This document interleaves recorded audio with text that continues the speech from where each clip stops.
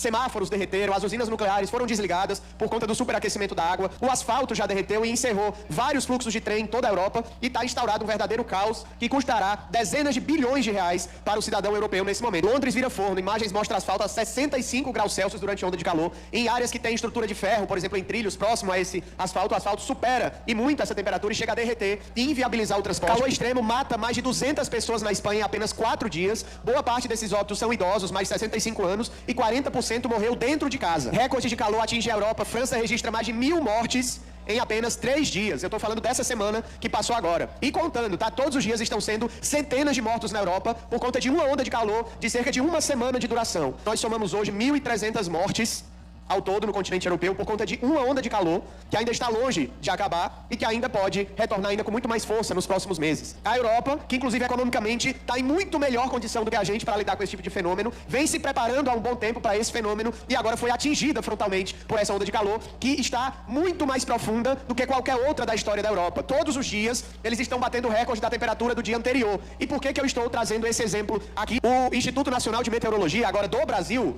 e órgãos oficiais, né, do nosso país, inclusive o próprio INET e tantos outros, acendem alerta máximo e lançam um boletim inédito sobre o El Niño no Brasil. A probabilidade de um El Niño severo atingir o nosso país subiu de ontem para hoje para 90% de probabilidade. E dele se tornar um super El Niño, ou seja, muito mais grave do que o El Niño, que já é severo, ela também está agora como muito alta. Alta chance de acontecer, antes era apenas 1/4. Essa mancha vermelha nas águas superficiais do Pacífico, elas mostram o aquecimento dessas águas superficiais acima de 2 graus Celsius, o que já configura um estado grave do El Niño, e essa temperatura ela chega agora com força total no Brasil, iniciando nesse mês que nós estamos. E as previsões com isso é de precipitação muito acima da média para o sul do país, aquelas cenas de alagamento que nós vimos no Rio Grande do Sul, Porto Alegre, por aí vai. E para o norte e nordeste, onde nós estamos, são as secas profundas, a estiagem, a onda de calor, os incêndios nas nossas florestas tendem a, talvez, com alta probabilidade, atingir padrões sem precedentes na história do nosso país. Inclusive, um El Niño como esse nós só tivemos há 140 anos, quando nós tivemos entre 30 e 60 mil.